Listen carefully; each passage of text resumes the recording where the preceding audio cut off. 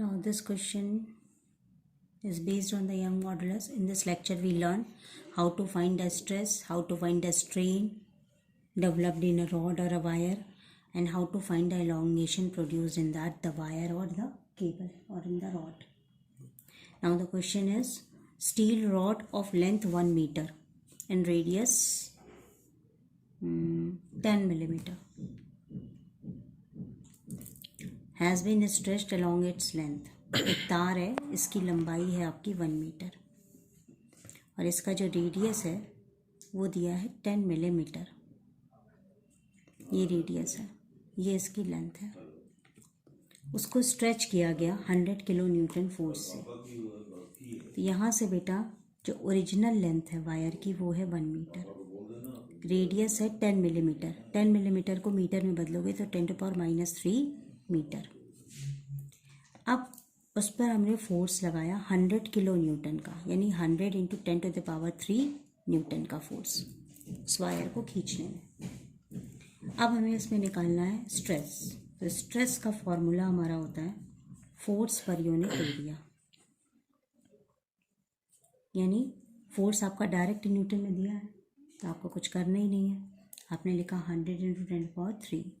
Area की जगह आपका फॉर्मूला क्या होता है, हमने आपको अभी पहले बताया πr², यानी पाई की जगह 3.14, रेडियस की जगह 10⁻³ × 10⁻³ इसको जब हम सॉल्व करेंगे तो हमारा आंसर आएगा 3.18 × 10⁸. और ये स्ट्रेस है यानी न्यूटन पर मीटर स्क्वायर, ये इसकी यूनिट हो गई. अब स्ट्रेन निकालने के लिए हमको ΔL/L चाहिए, लेकिन यहाँ चेंज इन लेंथ नहीं दिया है, तो इसलिए पहले हम एलोंगेशन निकालेंगे. एलोंगेशन को बोलते हैं ΔL. अब इसको कैसे निकाल सकते हैं, हम इसमें लेंगे यंग मॉडुलस यानी हुक्स लॉ का. हुक्स लॉ हमारा क्या है, stress upon strain. Young modulus लगा लो हुक्स लॉ की जगह. स्ट्रेस की वैल्यू आपकी आ जाएगी 3.18 10⁸ और स्ट्रेन की जगह आप लिखोगे ΔL/L. ठीक है, या आप डायरेक्ट स्ट्रेन भी यहाँ से निकाल सकते हो. ठीक है, अगर मान लो हमने यहाँ स्ट्रेन लिख दिया, ठीक है ना, तो यंग मॉडुलस की जगह 2 × 10⁻11 हो गया. 3.18 10⁸ और स्ट्रेन की जगह हमने मान लो स्ट्रेन निकाला. ठीक है ना, तो हमने इसको सॉल्व किया. तो स्ट्रेन निकालने के लिए हम करेंगे 3.18 × 10⁸ अपॉन 2 × 10⁻11. इसको हम सॉल्व करेंगे स्ट्रेन को. देखो 2 × 1 = 2, 1 3, 2 5 = 10, 2 9 = 18 और ये ऊपर चला गया तो 10⁻³ आ गया स्ट्रेन, है ना. और स्ट्रेन की कोई भी यूनिट नहीं होती है. तो ये हमने क्या निकाल लिया, स्ट्रेन. अब मान लो हमें बेटा एलोंगेशन निकालना है. देखो एलोंगेशन हम निकाल सकते हैं. हमारा फॉर्मूला क्या है, strain is equal to ΔL/L. Strain ये आया है 1.59 10⁻³ ΔL हमें निकालना है और ओरिजिनल लेंथ हमारी कितनी है, 1 मीटर. ठीक है ना, तो यहाँ से ΔL की वैल्यू डायरेक्ट क्या आ गई 1.59 10⁻³ मीटर. इसको मिलीमीटर में कन्वर्ट कर सकते हैं, 10⁻59 मिलीमीटर.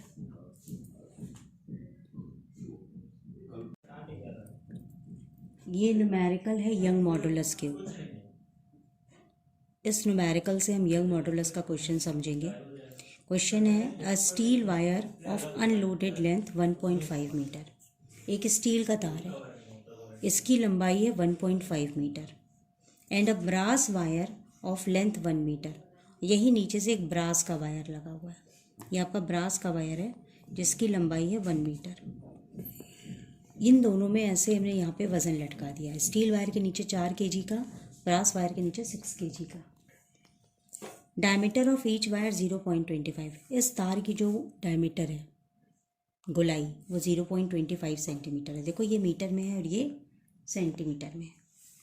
एलांगुलेशन of the 2 wires. दोनों तार में जब ये मास लटकाओगे तो कुछ ना कुछ तार लंबा होके खिंचेगा, क्योंकि यहाँ पे लिखा है अनलोडेड. पहले ये मास नहीं लगा था तब ये लंबाई थी, ओरिजिनल लंबाई. लेकिन जब ये मास लगा दिया तो कुछ ना कुछ तार खिंचा. तो दोनों तारों में अलग अलग कितना लंबाई में अंतर आएगा। स्टील के लिए यंग मॉडुलस की ये वैल्यू है, ब्रास के लिए यंग मॉडुलस की ये वैल्यू है।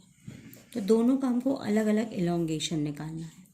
एलोंगेशन का मतलब होता है हमको डेल्टा एल की वैल्यू निकालनी है। अब यहाँ से मान लो मैंने इसको दोनों को सेपरेट कर लिया, ये स्टील के लिए हो गया, ये ब्रास के लिए हो गया। यहाँ यंग मॉडुलस लिखा है, तो यंग मॉडुलस का फॉर्मूला क्या होता है? यंग मॉडुलस, इसका फॉर्मूला होता है stress upon strain.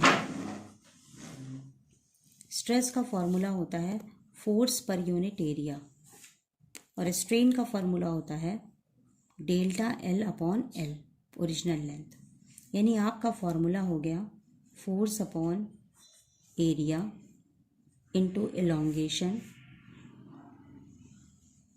Delta L को कहते हैं एलोंगेशन, और ये हो गया ओरिजिनल लेंथ। फोर्स निकालने के लिए फॉर्मूला लगाओगे mg, ये यंग मॉडुलस हो गया, ये mg हो गया, ओरिजिनल लेंथ l हो गया, एरिया है। तो वायर का एरिया एक सिलेंडर होता है, तो हम उसे लेंगे पाई आर स्क्वायर, एलोंगेशन हो गया डेल्टा एल। अब यहाँ से हमको एलोंगेशन निकालना है, तो स्टील वायर के लिए अगर हमको एलोंगेशन निकालना हुआ तो हमारा फॉर्मूला हो गया mg/l upon pi r square into y. यहाँ देखो दोनों वायर का डायमीटर सेम है, ठीक है, तो हम क्या कर सकते हैं, देखो ग्रेविटी भी सेम है, तो gravity pi r square common हो गया। यहाँ पर मास जो होगा, ये अगर हम स्टील वायर के लिए निकाल रहे हैं तो इसके लिए मास में ये 4 kg 6 kg दोनों मास, क्योंकि ये तार ये दोनों की वजह से और नीचे खिंच रहा है। तो स्टील वायर के लिए अगर हमें मास निकालना होगा तो 4 + 6 यानी 10, और ये ग्रेविटी है तुम्हारी, यानी ये 9.8 हो गई, यानी हो गया 98 न्यूटन। कुछ समझ में आया? तो ये 98 न्यूटन हो गया। और ये लेंथ कितनी है स्टील वायर की? 1.5 मीटर। पाई की जगह हो गया 3.14, रेडियस स्क्वायर हो जाएगा 0.25 into 2 upon 2 into 0.25 into 2 square हो गया। और यंग मॉडुलस स्टील का हो गया 2 इंटू 10⁻11। तो अब ये सॉल्व करके आप आंसर निकालेंगे, और स्टील वायर के लिए ये आंसर आएगा 1.5 इंटू 10⁻⁻4 मीटर, ठीक है। और ये वायर जो तुम्हारा ये सेंटीमीटर में है, इसको मीटर में बनाने के लिए हम 2 बार 100 से भी मल्टीप्लाई करेंगे, डिवाइड करेंगे, क्योंकि तभी वो मीटर में बदलेगा। ना समझ में आया तो यहाँ पे देखो ब्रास वायर के लिए फिर से, अगर हम ब्रास वायर के लिए निकालेंगे तो mg into capital L upon pi r square into delta L। यहाँ देखो मैं अलग अलग लिख दे रही हूँ। ब्रास वायर के लिए 0.91 हो गया। यहाँ पर जो मास होगा केवल 6 kg का होगा ब्रास के नीचे, ऊपर वाले पर कोई असर नहीं पड़ेगा। तो ये 6 हो गया, ग्रेविटी का 9.8, कैपिटल L पे 1, पाई आर स्क्वायर 3.14, रेडियस देखो फिर से देख लो 0.25 सेंटीमीटर है, ये मीटर में बदलोगे तो इसको 100 से डिवाइड करोगे, ये डायमीटर है तुम्हारा, और रेडियस निकालोगे नीचे अपॉन 2 आ जाएगा। इसका 2 बार स्क्वायर, या इसको तुम ऐसे भी सॉल्व कर सकते हो, ये पॉइंट हटा, ये 2 0 आ गए नीचे, तो 25 चौका 100, तो 4 2 = 800, ठीक है ना। तो ये 1 इंटू 1 यहाँ पर दोनों में 800 हो जाएगा। और एलोंगेशन हमको डेल्टा एल निकालना है, यानी डेल्टा एल की वैल्यू हो जाएगी 0.91 into 3.14 upon 6 into 9.8 into 800 into 800, और यंग मॉडुलस में 10⁻11 भी है, तो ये 10⁻11 यहाँ है, तो 10⁻11 मैंने गलत लिख दिया, डेल्टा एल ऊपर जगह, ये वाली वैल्यू ऊपर है, 6 into 9.8 into 800 into 800, 3.14 into 0.91 into 10⁻11, ये सॉल्व किया जाएगा। इसके बाद आपका इसमें आंसर आएगा 1.3 इंटू 10⁻⁻4 मीटर। सॉल्व करके देख लीजिएगा। तो मेन मुद्दे की बात क्या है कि अगर जैसे ऐसे टंगा होगा तो स्टील वायर के लिए जो आपको मास लेना है, ये दोनों आप प्लस करोगे, नीचे वाले वायर के लिए केवल नीचे वाला मास लोगे, बाकी तो आप सारी वैल्यू रख सकते हो। Now we have the question in this video lecture. Actually in this lecture we learned how to find the maximum load, कि कितना जैसे कोई वायर या कोई चीज़ लोड उठा सकती है कि वो तार टूटे ना, मतलब उसका ब्रेकिंग स्ट्रेस किस तरह से हम, मतलब जैसे कोई तार है या कोई लिफ्ट है या कोई भी चीज़ है उसमें हम कितना लोड रख सकते हैं मैक्सिमम, कि वो ब्रेक ना हो, कि इस लोड के बाद इसमें ये और लोड हम ना रखें। क्वेश्चन देखो, अ स्टील केबल, एक स्टील का तार है, विद अ रेडियस, उसका ये रेडियस है, support a chair lift at a ski area, if maximum stress is not to exceed 10 to the power 8, उसमें जो स्ट्रेस है वो 10 power 8 से ज़्यादा नहीं होना चाहिए। What is the maximum load the cable can support, तो उस तार में मैक्सिमम कितना लोड रख सकते हैं कि वो तार टूटे ना, मतलब वो कितना उठा लेगा वो। ठीक है, तो यहाँ पर इस तरह का जो क्वेश्चन होता है वो हम कैसे निकालते हैं, maximum load cable can support, कि बिना तार टूटे वो कितना लोड उठा लेगा, उसका फॉर्मूला होगा ब्रेकिंग स्ट्रेस, जो मैक्सिमम ब्रेकिंग स्ट्रेस आपका दिया हो, इनटू एरिया, ये फॉर्मूला होता है। तो ब्रेकिंग स्ट्रेस आपका यहाँ पर कितना दिया है 10 to the power 8, और एरिया ये आपका तार है, केबल तार। तो वायर का आपको कभी भी एरिया निकालना हो तो आप याद कर लीजिएगा πr²। तो यहाँ पर हो गया 3.14, रेडियस आपका कितना दिया हुआ है 1.5 सेंटीमीटर, और ये मीटर में है। ठीक है, तो 1.5 इंटू 1.5 और r² की जगह अब ये 100 इंटू 100। अब आप इसको सॉल्व कर लेंगे, आपका आंसर आएगा 7.065 10 to the power 4 न्यूटन। तो मेन क्या है कि कितना कोई तार लोड उठा सकता है, ब्रेकिंग स्ट्रेस करके क्वेश्चन होगा, तो आपको बस ब्रेकिंग स्ट्रेस को एरिया से मल्टीप्लाई करना है। हम इस वीडियो लेक्चर में सीखेंगे कि अगर हमारे पास ऐसे करके दो ग्राफ दिए हैं और ये ग्राफ में स्ट्रेस और स्ट्रेन है,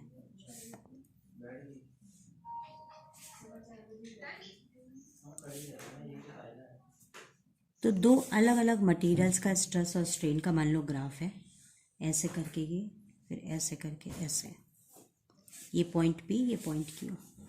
दूसरा मान लो ग्राफ है ऐसे करके ऐसे, ये मान लो कोई मटेरियल A है, ये कोई मटेरियल B है।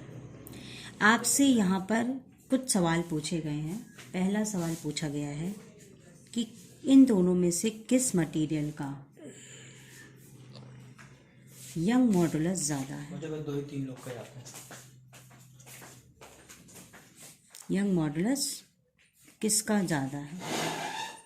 पहली चीज़ देखो, इसमें ये समझ लो कि ये जो पॉइंट है और ये जो पॉइंट है, यहाँ से यहाँ तक इलास्टिक रीजन होता है, स्ट्रेट वाला। ये जो रीजन है ये है प्लास्टिक रीजन, और ये पॉइंट A से पॉइंट B तक प्लास्टिक रीजन है, लेकिन Q पर वो आज चीज़ पहुँच के टूट जाती है। इसी तरह से यहाँ पर भी ये इलास्टिक रीजन, ये प्लास्टिक रीजन, और Q पॉइंट पे पहुँचकर वो टूट गई। तो यंग मॉडुलस किसका ज़्यादा है, तो जिसका कि आपका स्ट्रेस स्ट्रेन का कर्व जिसका ज़्यादा होगा, क्योंकि स्ट्रेस अपॉन स्ट्रेन होता है यंग मॉडुलस। तो स्ट्रेस अगर इस ग्राफ पर देखा जाए तो इसका कर्व ज़्यादा बड़ा है A वाले का, तो स्ट्रेस जो है वो A का ज़्यादा है, तो यंग मॉडुलस A का ज़्यादा है। सेकेंड पॉइंट अगर आपसे पूछा जाए कौन सा मटेरियल ज़्यादा स्ट्रॉन्गर है, तो जिसका कर्व ज़्यादा है, यानी जिसका यंग मॉडुलस ज़्यादा है, वो मटेरियल स्ट्रॉन्गर होगा, यानी A वाला आपका स्ट्रॉन्गर है। तीसरी चीज़ आपसे पूछे जाए कौन सा ऐसा है जो डक्टाइल ज़्यादा है, यानी जिसका तार आसानी से खींचा जा सकता है। ठीक है, तो डक्टिलिटी के लिए हम प्लास्टिक रीजन देखते हैं। डक्टिलिटी के लिए क्या देखते हैं, प्लास्टिक रीजन। तो यहाँ देखिए, यहाँ पे प्लास्टिक रीजन लंबा है ए वाले केस में, और बी वाले केस में प्लास्टिक रीजन कम है, ठीक है ना। तो इसलिए ए का प्लास्टिक रीजन ज़्यादा है, तो ए जो है ज़्यादा डक्टाइल है, ए इज़ मोर डक्टाइल। अगली चीज़ है, अगर आपसे पूछा जाए कौन सा ब्रिटल ज़्यादा है, मतलब ब्रिटल मतलब कौन सा जल्दी जल्दी टूट जाएगा, तो जो चीज़ डक्टाइल कम है फट से टूट गई। देखो पी से क्यू तक का डिस्टेंस यहाँ कम है ना, पी से क्यू तक का डिस्टेंस कम है, यहाँ पी से क्यू तक का डिस्टेंस ज़्यादा है, तो यानी जो बी है वो मोर ब्रिटल है। तो इस तरीके से आप कर्व देख करके, स्ट्रेस स्ट्रेन का कर्व देख के ये इतनी सारी चीज़ें निकाल सकते हैं।